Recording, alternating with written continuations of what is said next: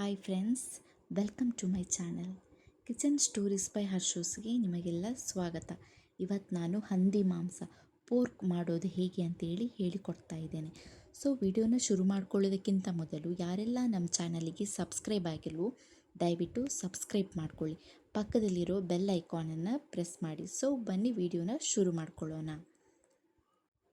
ಮೊದಲಿಗೆ ಇದಕ್ಕೆ ನಾನು ಕಟ್ ಮಾಡಿಕೊಂಡಿರುವಂತಹ ಸ್ವಲ್ಪ ಈರುಳ್ಳಿ, ಆಮೇಲೆ ಸಿಪ್ಪೆ ತೆಗೆದಿರುವಂತಹ ಬೆಳ್ಳುಳ್ಳಿ, ಸ್ವಲ್ಪ ಕಾಯಿಮೆಣಸು ಮತ್ತು ಪಲಾವ್ ಎಲೆಯನ್ನು ಕಟ್ ಮಾಡಿ ತಗೊಂಡಿದ್ದೇನೆ. ನೆಕ್ಸ್ಟ್ ಪೋರ್ಕನ್ನು ನಾನು ಈ ಥರ ಕಟ್ ಮಾಡಿ ಇಟ್ಕೊಂಡಿದ್ದೇನೆ.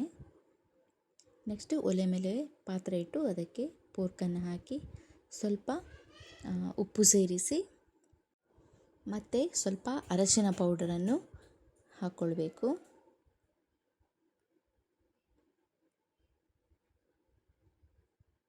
ಮತ್ತು ಇದನ್ನು ಸ್ವಲ್ಪ ಚೆನ್ನಾಗಿ ಮಿಕ್ಸ್ ಮಾಡಿಕೊಳ್ಬೇಕು.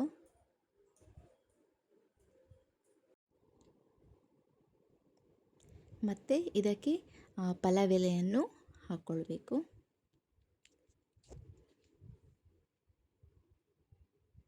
ಹಾಕ್ಕೊಂಡು ಒಂದ್ಸಲ ಚೆನ್ನಾಗಿ ಮಿಕ್ಸ್ ಮಾಡಿಕೊಂಡು ಇದನ್ನು ಬೇಯೋದಕ್ಕೆ ಬಿಡಬೇಕು. ಇದು ನೋಡಿ ಇವಾಗ ಕುದಿ ಬರಲಿಕ್ಕೆ ಸ್ಟಾರ್ಟ್ ಆಗಿದೆ. ಸೊ ಸ್ವಲ್ಪ ಇದು ಬಾಯ್ಲ್ ಆದ ತಕ್ಷಣ ಇದಕ್ಕೆ ಹುಳಿ ನೀರನ್ನು ಸ್ವಲ್ಪ ಸೇರಿಸ್ಕೊಳ್ಬೇಕು.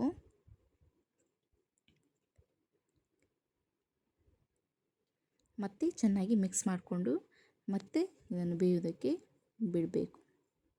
ಇದಕ್ಕೆ ಫಸ್ಟ್ ನೀರು ಹಾಕ್ಕೊಳ್ಬೇಕಂತಿಲ್ಲ, ಯಾಕಂತೇಳಿ ಅದರದ್ದೇ ನೀರು ಬಿಡ್ತದೆ. ಸೊ ನೆಕ್ಸ್ಟ್ ಬೇಕಾದರೆ ಮತ್ತೆ ಸ್ವಲ್ಪ ನೀರನ್ನು ಆ್ಯಡ್ ಮಾಡ್ಕೊಳ್ಬೋದು. ಸೊ ಅದಕ್ಕೆ ನಾನು ಫಸ್ಟ್ ನೀರನ್ನು ಹಾಕ್ಕೊಳ್ಳಿಲ್ಲ.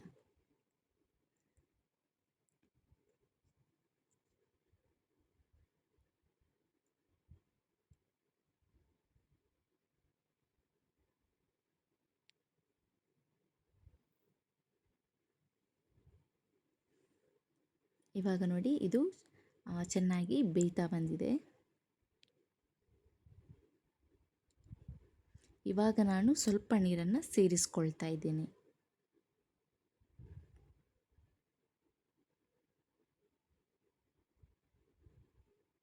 ನೋಡಿ ಇವಾಗ ಇದು ಚೆನ್ನಾಗಿ ಬಾಯ್ಲ್ ಆಗಿದೆ.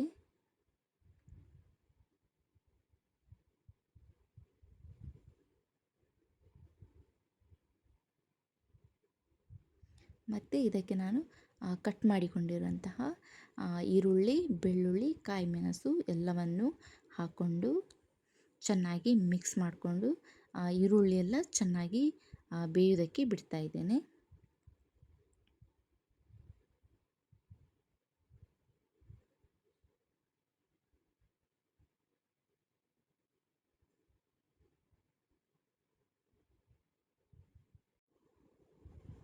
ಆಮೇಲೆ ಇದು ಬಾಯ್ಲ್ ಆದ ನಂತರ ಇದಕ್ಕೆ ಬಾಪತ್ ಹುಡಿಯನ್ನು ನಾನು ಸೇರಿಸ್ಕೊಳ್ತಾ ಇದ್ದೇನೆ.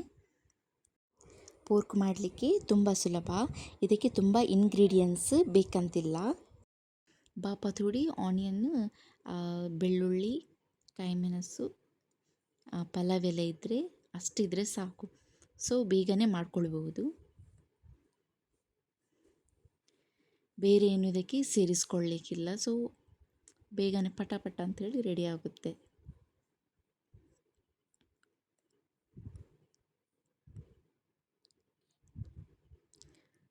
ಸೊ ನೋಡಿ ಇವಾಗ ಹುಡಿಯನ್ನು ಹಾಕ್ಕೊಂಡಾಯಿತು, ಮಿಕ್ಸ್ ಮಾಡಿಕೊಂಡು ಇವಾಗ ನೋಡಿ ಪೋರ್ಕ್ ಯಾವ ಥರ ರೆಡಿಯಾಗಿದೆ ಅಂಥೇಳಿ.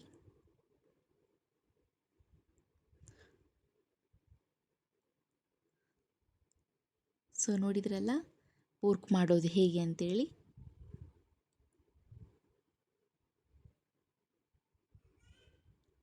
ಇದನ್ನು ನಾನು ಪ್ಲೇಟಿಗೆ ಸರ್ವ್ ಮಾಡಿಕೊಂಡೆ. ಸೊ ಈ ರೆಸಿಪಿ ಇಷ್ಟ ಆದರೆ ಲೈಕ್ ಮಾಡಿ, ಶೇರ್ ಮಾಡಿ, ಹಾಗೆ ಕಮೆಂಟ್ ಮಾಡಿ. ನಿಮ್ಮ ಅನಿಸಿಕೆಗಳನ್ನು ಕಮೆಂಟ್ ಮೂಲಕ ತಿಳಿಸಿ. Thank you.